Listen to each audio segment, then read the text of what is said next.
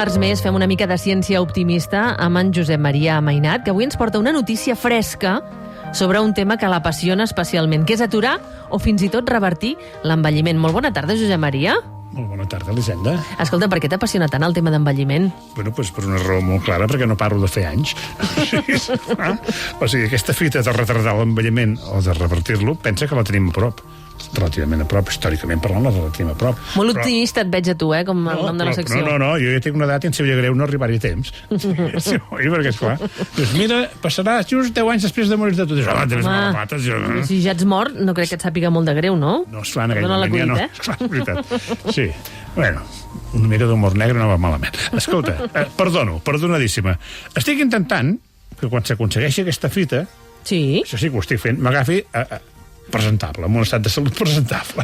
I això a base de totes les coses que ja sabem que serveixen per aguantar-se amb un estat de salut presentable, la dieta, l'exercici, no tenir estrès, totes aquestes coses, no? Tenir sexe relativament seguit, no? Doncs això estic. I com que els nostres oients i també l'Elisenda escolten aquest programa amb molta atenció, avui parlem d'enrotllar-nos, no? A vegades, moltes vegades, no t'enrotlles. Avui tenim temps, Avui tenim temps, sí. Tens 20 minuts, 21 minuts a partir d'ara. Però anem al gra, que sempre ens enrotllem, perquè a propòsit d'enrotllar-se avui parlarem de l'epigenètica. Epa! Que vol dir, literalment, pel damunt de la genètica, o més enllà de la genètica, o no sé què. Tenim un convidat molt especial, però no el desvetllem encara? No el desvetllem, oi? Fem un secret. No, perquè com que és especial, hem de fer allò de no desconnecteu. No és especial, és que és excepcional. Val? D'acord. T'has de fer aquest so, que m'ha agradat. Qui és el convidat? Qui serà el convidat? Bé, com funciona l'ADN? Ja ho hem explicat. Hosti, ja hi som, Sí, però ho hem de recordar ràpidament. Vinga, recordem-ho. Resumiré ràpidament amb un zoom. Vinga. Som a l'univers. D'acord. Fem un zoom cap a la Via Làctea. D'acord.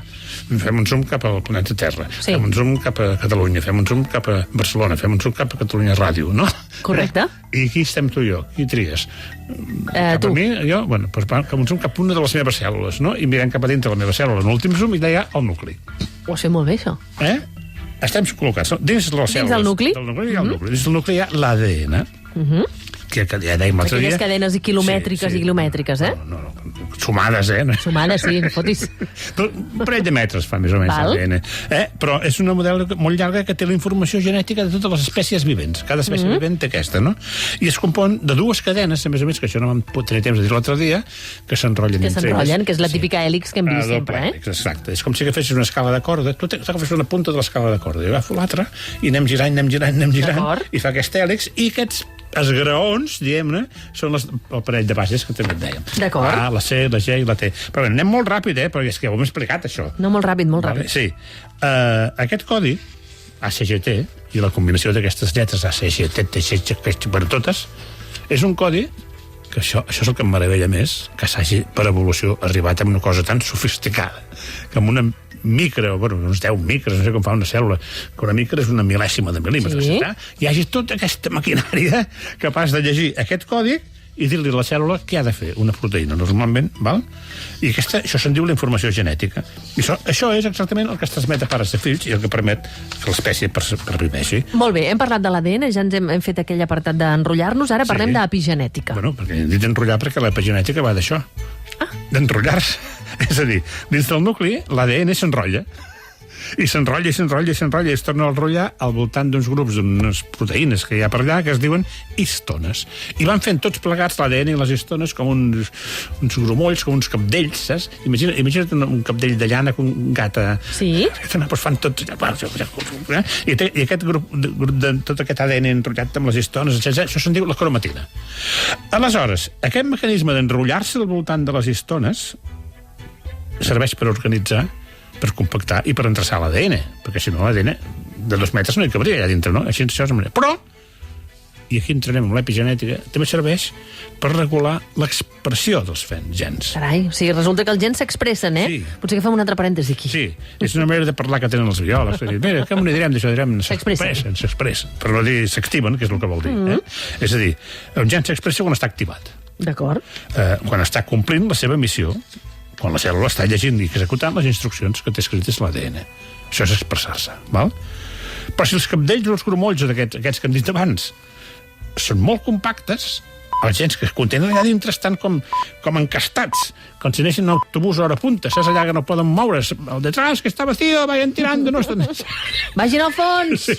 I aleshores aquests gens no es poden moure, estan allà amagats i no es poden expressar. I, per tant, la cèl·lula no pot sintetitzar aquesta proteïna, que normalment no li toca sintetitzar-la. Però els histones i aquests cabdells que n'he dit són els que fan, perquè també es fa al revés. Si aquests cabdells s'obren, hem-ho dit així, aleshores deixen veure el gen i el gen s'expressa. D'acord. Per tant, si al llarg de la vida aquests grumolls es van obrint i tancant en funció del que es vagi necessitant que facin el nostre ADN. O sigui que els gens d'aquestes zones compactades estan inactius perquè la maquinària, o el que sigui, diguem-ne així, la maquinària de la cèl·lula, que hauria de llegir les instruccions del gen, no hi pot accedir. Ho estic perfectament. Veus? I també al revés? Sí, també. Sí. És a dir, això, viceversa. Genes, històries i viceversa. És a dir, tens que el gen en qüestió s'ha d'expressar i el cabdell es desembolica una mica. Suficient perquè el gen sigui accessible i la cèl·lula es posi a fabricar la proteïna, que és el que ens codifica aquest tipus de tros de l'ADN concret. I l'epigenètica? No sé si és això. És la branca de la biologia que estudia tot això que estem explicant. Les interaccions entre l'ADN, els cabdells, les histones... A veure, aterrem-ho, perquè tot això té alguna cosa a veure amb la notícia fresca que dèiem a l'inici que ens volies comentar? Espero que sí. Sí. Si no estem fotent una volta... No, ja anirem de seguir el nostre convidat especial, perquè... Sí, per favor, He fotut aquí el rotllo. No, veuràs. Es tracta d'un estudi a través del qual han aconseguit que uns ratolins vells tornessin a ser joves mitjançant l'epigenètica. Ves com sempre torno jo? Has tornat, molt bé. Sí. Ratolinets, La gent podrà fer el mateix, a part dels ratolins? Bueno, els ratolins normalment és la primera fase que demostren que allò em diuen el proof of concept, en segona diuen que vol dir, bueno, provem-ho, si amb els ratolins ja no funciona, ja no val la pena. Clar, és a dir, provem ratolins i no no saltem als humans, El doctor David Sinclair és un biòleg bastant famós, que fa temps que treballa en aquest camp de l'envelliment, no? I ha aconseguit que uns ratolins vells tornessin a ser joves. Però primer va alterar genèticament els ratolins perquè envellissin ràpid.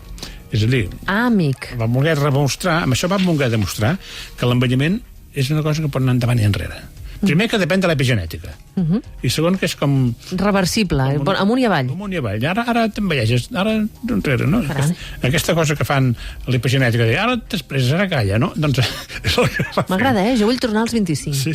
Després als 45. I ara acabo ja. Això ho fan utilitzant una cosa que en diuen factors de transcripció, que són com unes proteïnes que va inventar-se el Premi Nobel. Shinya... anava a dir Yakamaka, no sé Yakamaka, no és Yamanaka. Perdó, senyor Yamanaka. Yamanaka, disculpi. Senyor Yamanaka, que agafen una cèl·lula mare, que ja n'hem parlat, adulta, li posen aquests factors, que són gens, sí, i aquests factors van que la cèl·lula rejuveneixi. O sigui, que faci el camí invers. Que fins ara es pensava que les cèl·lules només podien fer el camí en una direcció. Doncs gràcies a Yamanaka s'ha demostrat que poden fer el camí invers. I una cèl·lula adulta es pot convertir en una cèl·lula pluripotent, en diuen IPS, Induced Pluripotent Cells, no? Que el que fa és tornar a poder generar cèl·lules de qualsevol teixit. Vale? I anar cap enrere, Sí. Josep Maria, a veure... Avui, a més, has vingut molt ben acompanyat, com tu deies, per un convidat excepcional. Ara us presentem el doctor Manel Esteller, que és un referent mundial en la lluita contra el càncer pels seus treballs, precisament en el camp de l'epigenètica. Ens ha visitat algun cop a la tarda a Catalunya Ràdio. Heu de saber que, entre moltes coses, és director de l'Institut de Recerca contra la Leucèmia Josep Carreras, és investigador de l'ICREA, que és catedràtic de genètica a la UB, etc. Ho escurço perquè si llegeixo tot el currículum se'ns acabarà el programa, Mitja pàgina, després em dones pressa a mi, tu aquí explicant. Ens deixem alguna cosa important que tinguis ganes de remarcar? Espera, que encara no li hem dit hola, No, també ha publicat, entre altres llibres, un que es diu No sóc el meu ADN, que tu vas llegir fa uns anys, no? I que tracta exactament d'això que estàvem parlant, oi? Em deies? Sí. Benvingut a la tarda de Catalunya Ràdio, doctor Esteller. Hola, un plaer. A veure, ho ha explicat bé, això, en Josep Maria, de l'epigenètica? Jo crec que he explicat molt bé. Sorprenent bé, no. Molt bé. Sorprenentment bé, no.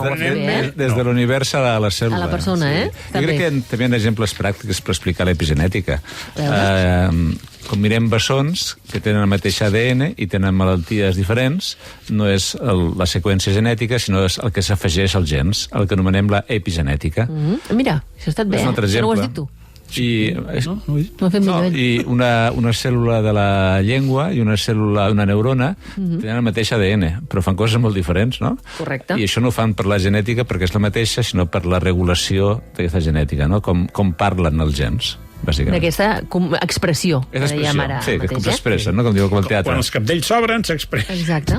Això del cabdell no sé si és una bona metàfora o no. Sí, és bona. També una altra que també és interessant és com un collar de perles. És molt similar. A veure. El collar de perles, doncs, podem dir el collar com a tal seria l'ADN i la perla és la histona on s'enrotlla al voltant. És el cabdell, el cabdell una mica, més o menys apretat, no? I si t'apreta massa, al final el collar de perles també et mata.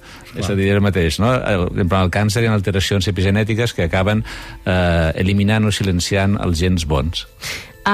Científicament estem avançant per arribar a frenar l'envelliment en els humans? Perquè ara parlàvem d'aquests experiments en ratolins. Això arribarà a passar, vostè creu? Aquí cal esmentar, per exemple, una cosa que en càncer, el càncer és com una cèl·lula sempre jove. En realitat el càncer és juvenil.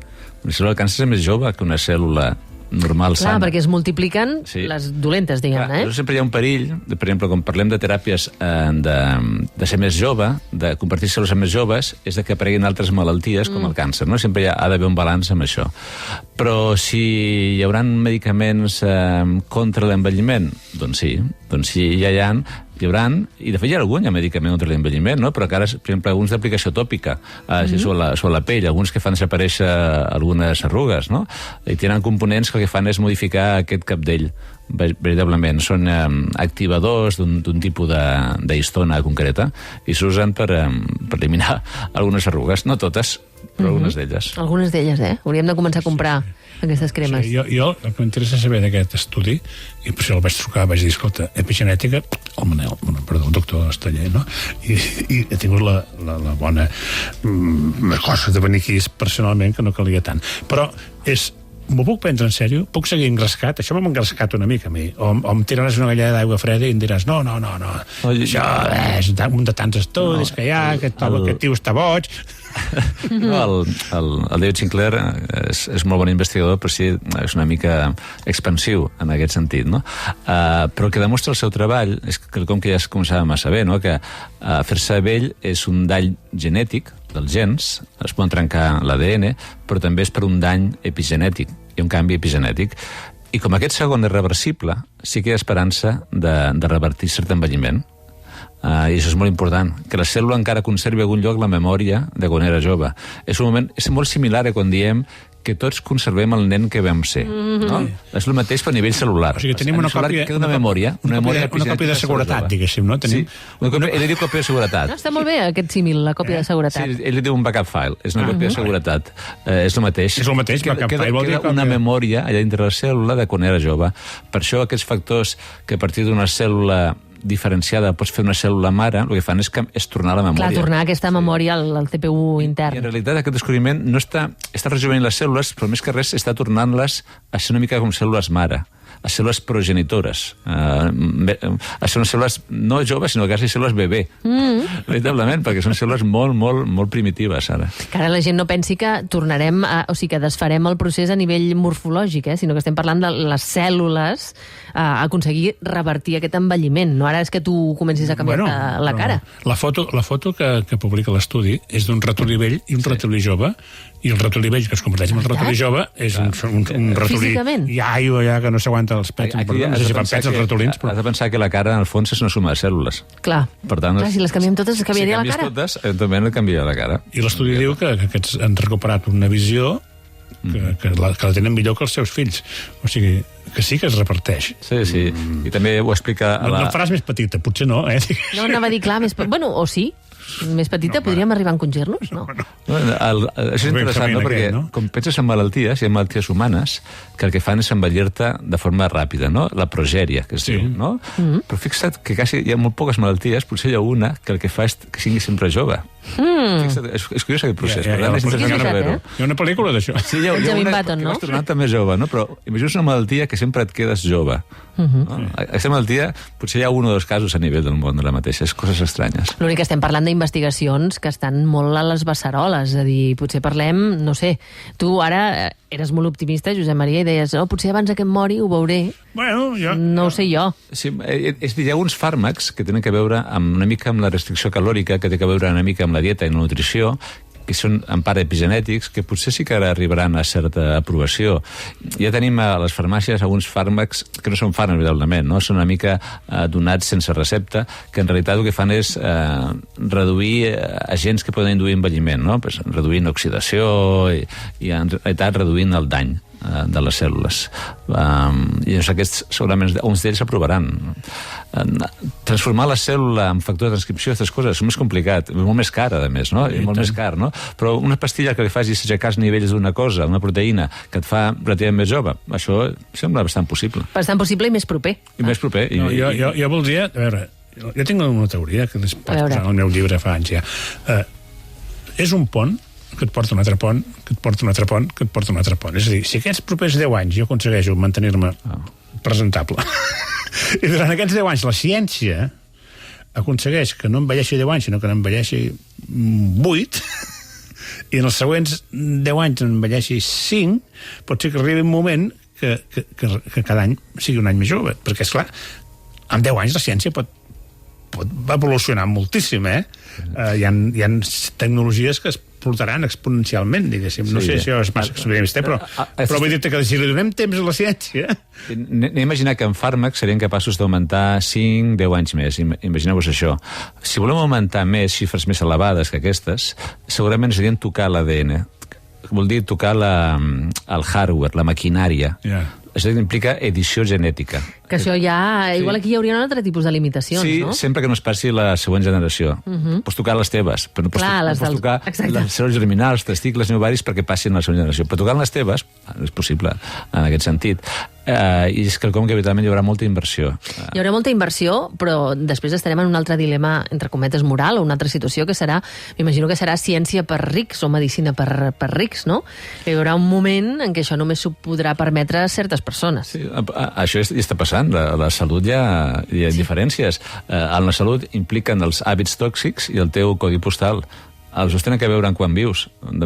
Ostres, hàbits tòxics i codi postal, és curiós. Els tenen que veure molt, i país on vius. Sí. Però, en qualsevol cas, això ha passat en molts descobriments anteriors, al començament se'n beneficia una elit. Però mica en mica es va més barat, es comença a democratitzar, a fer una economia d'escala i acaba sent per tothom. I us poso un exemple. La nova teràpia més nova del càncer que hi ha, al començament valia 500.000 euros per pacient, no? D'aquí res valdrà 50.000 i d'aquí res valdrà 5.000. I al començament es beneficiaven 2 o 3, però eventualment tothom es beneficiarà la mateixa. El genoma humà no en vam parlar l'altre dia, però per donar un exemple, quan el van desxifrar va costar, em sembla que eren 10.000 milions i 3 milions de científics, no sé quants. Durant 10 anys. Ara amb una màquina que és com un processor làser, en una tarda te'n fa 10. I valen 300 euros. Com tot. O sigui, esclar, ara aniràs al metge i dirà, porti'm els anàlisis d'orina i un genoma. Porti una mica de tot. En un altre ordre de coses, ja que el tinc aquí, en referència als 20.000 nous casos de càncer de pulmó que es produeixen cada any per culpa del tabaquisme, vostè ha dit, és més fàcil canviar la conducta de les cèl·lules que la conducta humana.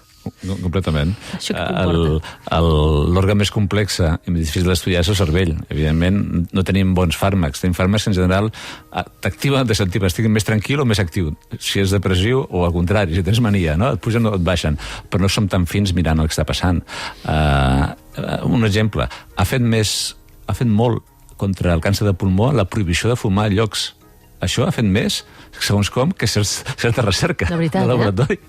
Simplement prohibir això. Per això queda el de no fumadors, que és el que està augmentant, també potser degut a la contaminació, és més típic de dones, per exemple, que abans quan la dona no fumava, etc. Ara és el càncer, actualment, és el càncer més letal, el de pulmó? El càncer més letal, si mirem en percentatges, serien 2, segurament. Seria el càncer de pàncreas i el de cervell, però són més infreqüents, per sort. Però aquest és el càncer pitjor dels més freqüents que tenim. Encara queda molt, oi, per dir que la medicina pot curar el càncer? La medicina cura el càncer, perquè ara vas pel carrer... Això és veritat, això és veritat. I pens un pacient en càncer, una persona expacient en càncer. Està curant-se el 62% aproximadament de les persones. I depèn de quin et toqui. És una mica una loteria i depèn quin número tinguis en aquesta loteria. Sí, el que passa que, i jo dic per mi i per tothom, cada any el càncer ens dona 5 o 6 disgustos terribles, de gent que coneixes, que estimes o que respectes o que admires, que es mor del càncer. I això fa que tinguem una visió molt, molt negativa de que el càncer és mortal. Evidentment que és mortal. Però cada vegada que parlo amb el doctor o qualsevol altra persona em diu el mateix, que s'estan curant molt més que abans, que anem en una bona línia. Clar, i si ho mires també per la piràmide demogràfica, ara hi ha molta gent que té l'edat de càncer, no? A Catalunya, per exemple, estan al voltant dels 50, 60, 70. La piràmide invertida ajuda. Per això hi ha més casos. Manel Esteller, director de l'Institut de Recerca contra la Leucèmia Josep Carreras, investigador de l'ICREA, catedràtic de genètica de la UB, director del programa d'epigenètica i biologia del càncer de l'Institut d'Investigació Biomèdica de Bellvitge. Moltíssimes gràcies i bona tarda. Gràcies per haver-nos acompanyat. Un plaer. Josep Maria, em sembla que tu volies afegir una cosa, m'has demanat reverb. A veure, aquí la tens. Sí. Tanca el tema. Si revertim l'envelliment, aquestes malalties que ara deia el doctor Estellers, que afecten la gent, desapareixeran. Tenim la tecnologia en aquests moments suficient per viure més d'un segle, sense haver de preocupar-nos de tenir càncer als 70 anys, malalties als 80 i Alzheimer als 90. Aquest món que ve, el món que ve és literalment així. És qüestió de quan succeirà i de quin moment de la nostra vida passarà això. Jo espero que, com he dit abans, ser-hi en plenes facultats. Molt optimista et veig avui, eh? No, però... En perfecte estat de revista estaràs. Exacte. Josep Maria Mainat, que així sigui, moltes gràcies i ens sentim dimarts vinent. Una abraçada, bonic. Una abraçada, gràcies. Adéu.